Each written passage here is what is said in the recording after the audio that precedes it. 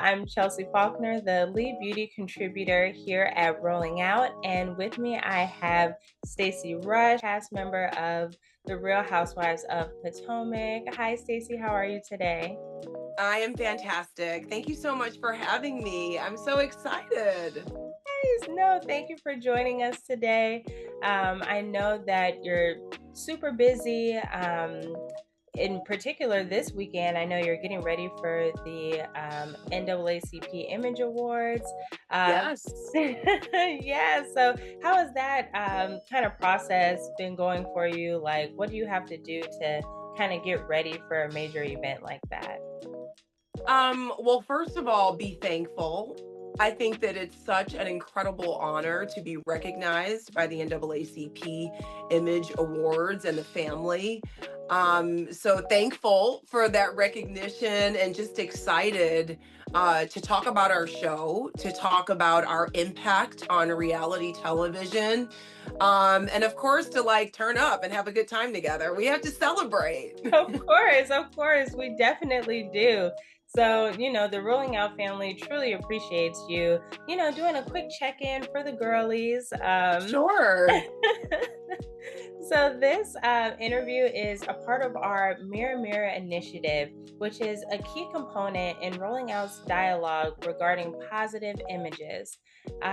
It provides a platform for cultural icons to share professional and personal experiences. We want to spark a dialogue that really encourages positive self image, an Yeah. attitude of wellness, personal style, character, and beauty, all from the inside out.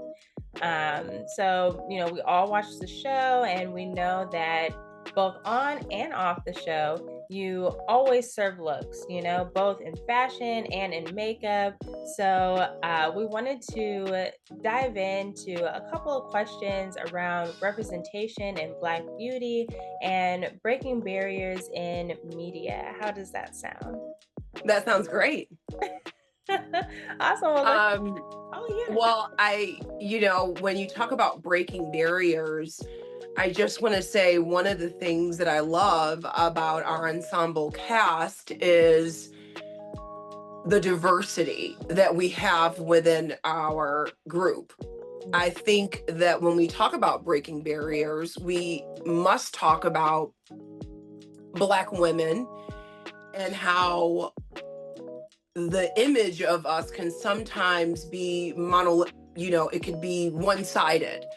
So I love that we are able to break the stereotype of what some people may think a Black woman is, whatever image they may have. I love that I am sitting with so many women that are so diverse and so beautiful in their own right, so that we can show the world um, just that Black women are diverse.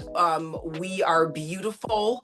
We all are beautiful, but we may look a little different here and there, whether it is the hue of our skin or the way that we style our hair, but nonetheless, we are amazing. So I love that I'm sitting in an ensemble cast that allows millions of people to see just that.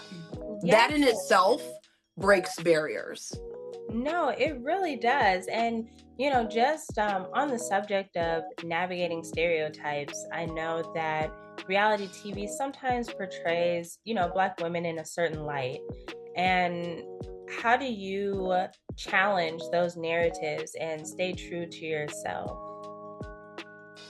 Well, I don't think that it is black and white. I don't think that in reality TV, whenever you see a woman of color, that there's a negative connotation associated with her. However, I am very much aware of the general consensus that some people might think about reality television, in particular Housewives. Um, Yeah. and what I'd like to say to that is that, that's one of the things that I'm really proud of myself coming on to the cast of The Real Housewives of Potomac, and that remaining grounded in my faith in God, remaining steadfast in being a Christian, and navigating my divorce and the changes in my family and the way that I have, um, being positive and choosing to focus on positivity and sisterhood as opposed to clapbacks and, divisiveness. I'm really proud of who I am and that I have remained true to myself in this genre of reality TV because I realize what people may think. And so, again, I just have to go back to the diversity of Black women and say that with more Black women on TV, perhaps we get to see many versions of Black women and how incredible we are. And so we don't have this one idea of them, no matter the genre of TV.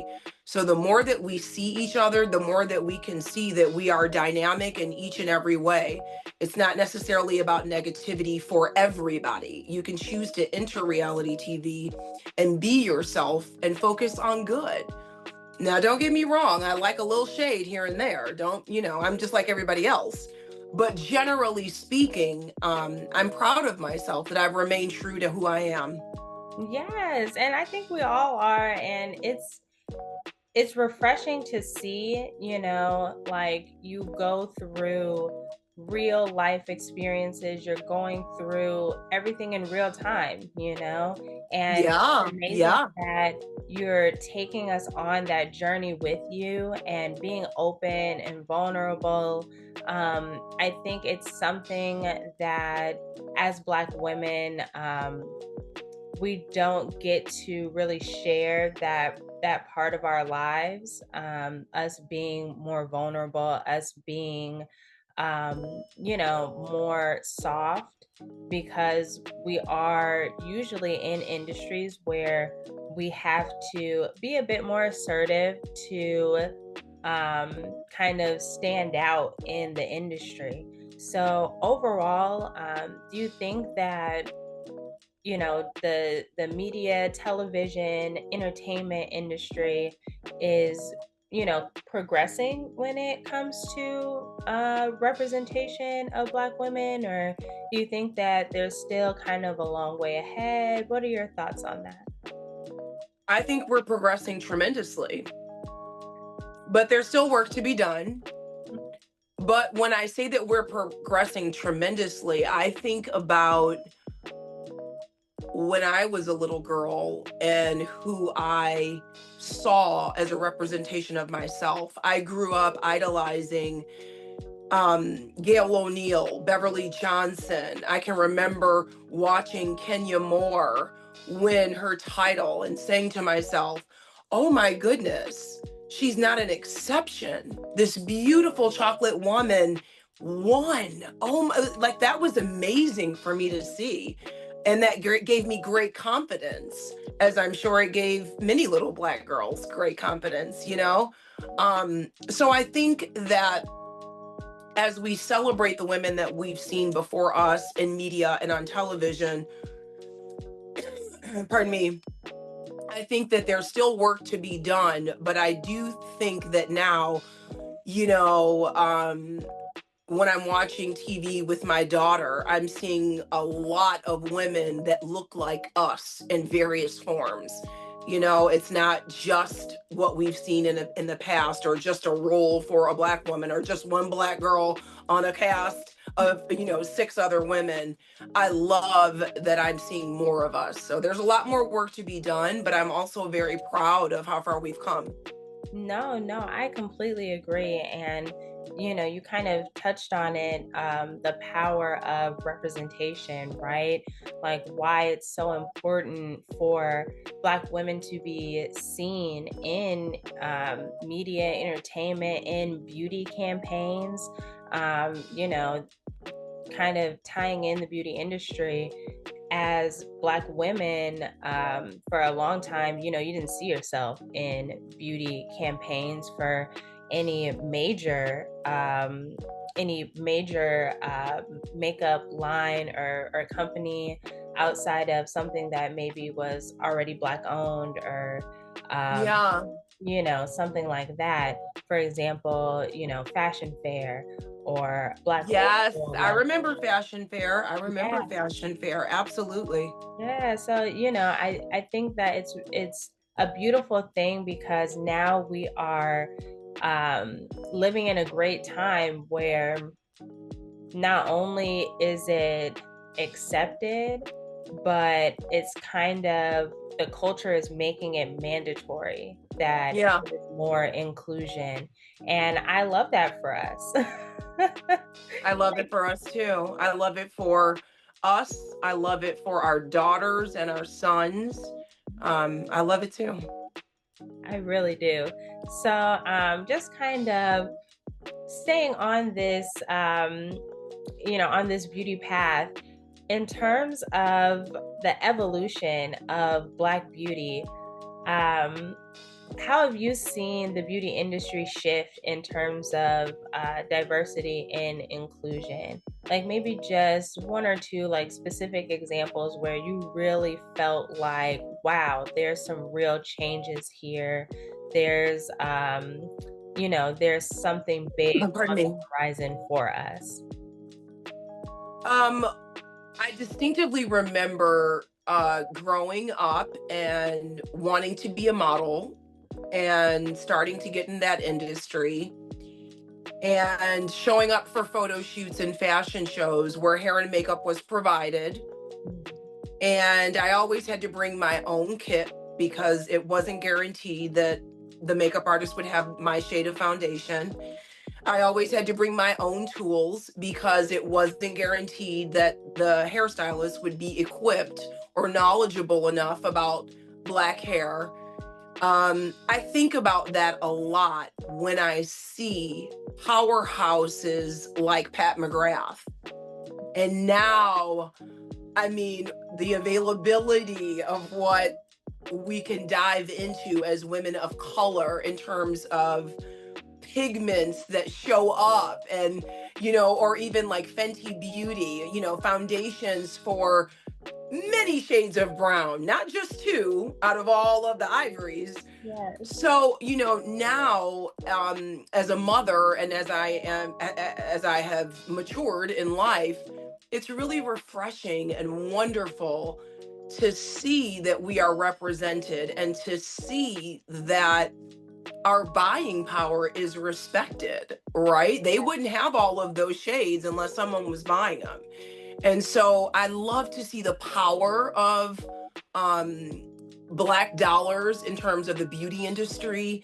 And I absolutely love to see women succeeding and really changing the game in terms of the beauty industry, like Rihanna or Pat McGrath. No, I completely agree. I feel like um, both of those women I hold in super high regard for many reasons, but definitely for them pushing boundaries, making sure that, their lines are something that us as a community can really stand behind. And Sure. I think we really do that. I think we really do a good job at supporting brands that support us. Um, Yes. so let's talk about beauty as self-expression, right? Currently, how do you use beauty as a tool for empowerment and self-expression in your day-to-day life? By staying true to who I am. I think a little while ago I was saying that Black women are not monolithic, and I was saying how I appreciate our beauty and our diversity. Um, but with that, I think that there also has to be acceptance that everybody is not the same, you know, if they make a different choice. For example, I remember I got a little bit of a criticism because I said early on in the season of RHOP, I don't wear bits and baubles on my nails. I'm a classic girl. I don't do all that. Um, and I remember people, writing things and saying things. And I'm just giving you this one example. Um, because I don't wear my nails like everybody else doesn't mean I'm less black. Because I don't wear my hair in a certain way that people expect me to doesn't negate my love of my people. Do you know what I mean? So I just think that the best thing that you can do is stay true to yourself, and express your pride in being a Black woman however you choose to, even if it's different. That's okay.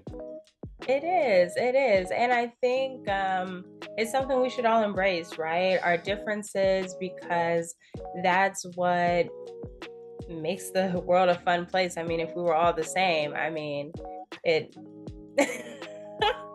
the world would be super boring. We would all go to bed at 6 o'clock and call it a night because it would be very boring, right? Pretty much. Yeah. So, I just, I don't know. Maybe it's because I'm a newbie. Maybe it's because I have realized that throughout my life, my outlook, my general outlook, can sometimes be alarming for people. I'm just used to, people questioning me. And so I just try to not allow that to affect me because I know who I am. I know who I love. And I think it's expressed in everything that I do. I think it's expressed in the way I beat my face and do my hair and wear my red and, get out in these streets a little bit, all of that. Like, be you. I think that that's most important. No, And I am not getting in the streets tonight, by the way. I'm literally going home to have pizza. Okay, I don't know. You look like you're ready for. I am not getting in the streets. Although, I mean, with this beat, I might get out a little bit, but I will end up at maybe home. Have a, a little snack. Go out and have an appetizer somewhere, or maybe a little dessert. Yeah, a little dessert. No, I love it. Just in kind of talking about some of those things, I really am wondering, and I'm sure some of our audience is wondering too, what kind of self-affirmations or practices you use to kind of help you stay motivated and feel empowered. I think that motivation comes in different forms. There are mornings where I wake up and I feel awful. I mean, oh my God, I wake up and I'm like, this is on my plate. This bill isn't paid. I've got to handle this with this person. I've got to take care of, you go through that laundry list of what is on your plate. And then I roll over, and because I still sleep with my child, my only daughter, I roll over and I look at my child, and she is so peaceful, and she is happy, and she is cherished. And I come back to, instead of all the things that I don't want to do today, instead of focusing on that, I use the feelings that I have for my child, and I say, I am motivated to get up out this bed and tackle this day so that my child can sleep peacefully and be safe and be whole for this moment. This is what is going to get me out the bed today. Now, on the opposite side, there are some mornings I wake up and I say, oh my goodness, she has gotten on my nerves all night long. I need to have some space by myself. I have got to sweat. I have got to move in my body. And those are the days that I practice. I have a yoga studio in my home, and I go downstairs, I get on my mat, I close the door, and I say, don't come in here for the next hour. Time it on your phone. Do not bother mama. And I take that time and I come back to myself. Some days that's my motivation. And then, girl, there are some days after I have argued and been hazed by Giselle and Ashley, and the next morning I wake up and I say, you know what? I think I'm going to lay in bed and have a cup of coffee and call my mama and just stay here for the next 30 minutes and just talk to my mama. That's my motivation. I think our motivation changes according to what we're going through, right? So my motivation is not one thing. My motivation is every day that I wake up, God willing, I use something that I'm grateful for to propel me to do the things that need to be done to live a healthy and happy life. No, I think that's an amazing answer. Um, Everything isn't cookie cutter, and Yeah, everyone has to find their own peace, their own happiness. yeah. Everyone has to kind of do that kind of searching on their own to find out what's going to fill your tank, what's going to recharge you at Amen. the end of the day. So I think that's absolutely amazing. I do have one final question for you. We're Just, already at the end? I Or know, you're trying to we're get running me out out of of here so I can time. get in the streets. I don't want to be wasting well, not wasting, but sucking up, Oh my your goodness. You're time like, when let me give her you this could be last out question so she here, can get showing out off in that beat. DC. Wait, where are you? So I'm in Chicago. You know, I lived in Chicago. I kind of knew that. I I lived don't on know. State and Wacker in the Okay. corncob buildings. Yes. Yes, I love Chicago. And you know, I'm from Detroit. Yes. So I am a Midwestern girl at heart. No, same here. Midwestern girl, and I mean, I feel like we're the best. The We're most the best people in the world. level-headed, the most, we have It the is whole what it is. package. It's 313 or 312. The best people in the world. I'm sorry. I like it's undeniable. Sorry, guys. Undeniable, undeniable. I completely agree. I completely agree. Um, I think that something that people may kind of be interested in, maybe you can just kind of take a couple minutes to share your thoughts on, how women in the industry can create more opportunities for each other. Like how can people kind of bridge information and stereotype gaps? Like how can we support other women? I think the easiest way to support other women is by communicating. I know that sounds like crazy and simple, but I can't tell you how often I get DMs from women who have either worked in news, who maybe be interested in working for QVC or getting into reality TV or wanting to model. I get so many messages from so many Black women who ask me, hey, how do I, apply for this? Or what are your thoughts on this internship? Or I know you used to work at, Fox 5. Who should I talk to if I wanted to apply? And what I choose to do is to always respond and to always communicate and share information. I never ignore a DM. If someone sends me an email, I never, get back. I always prioritize helping other women. The more that we help each other just by sharing information, it is so powerful. By talking to each other instead of winging it or asking someone who doesn't value us in the way that we need to be valued. So that's what I would say. Anytime someone reaches out to me for advice, I'm always reaching back and extending that hand, as people before me have done to me. And I would tell my daughter the same thing. I think that is important to communicate, to share information so that the person behind us walking through that door can walk a little easier, instead of like banging the door down and trying the handle and looking underneath to see if people are in the room. Maybe by talking to someone else who's already done it, they can just walk in and shine, you know? That's the way that I think.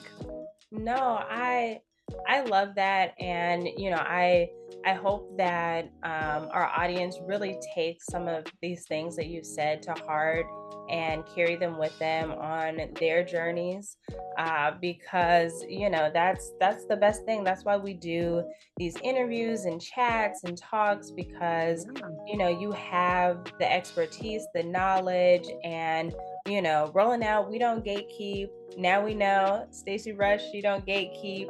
So No, reach out. yeah, Listen, I want us all to win.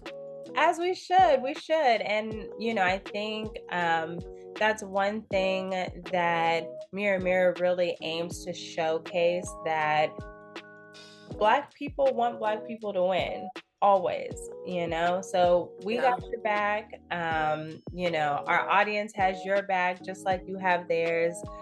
Thank you so much for chatting with me today, Stacey. I know we also have a Mirror Mirror Get Ready With Me that our viewers will be able to check out in a link that we have down below. But before we go, Stacey, do you have anything else that you'd like to say to our Rolling Out audience, to your fans? When I think about being a newbie on RHOP and all of the experiences that I have had, there are definitely wonderful moments, and then there are bad moments. Wonderful moments are when people meet you at the grocery store, or making an Amazon return. You'll meet someone in line and they're like, "Oh my goodness, I love you," or "I always watch you on Sunday nights," and that's really great. But then you sometimes read things about yourself that can be sometimes hurtful. It comes with the territory. Don't get me wrong, I get it. But to everybody who says something positive, or has been encouraging me over this last season, I sincerely and deeply appreciate you. I read all of my comments on IG and I hear you, and it makes me feel appreciative and appreciated. So I thank you for that. I just want to give a shout out to the positive people out there, because I am you and you are me. Love, love, love. Well, thank you so much, Stacey, for joining us today. We will have all of your social handles, websites, or any of that kind of stuff. We'll make sure that all of that is linked down below for our viewers to keep tabs on you between seasons. Yeah. And yes, thanks again. That's it. Okay, thank you. So great to meet you, and many blessings to you and baby Rowan.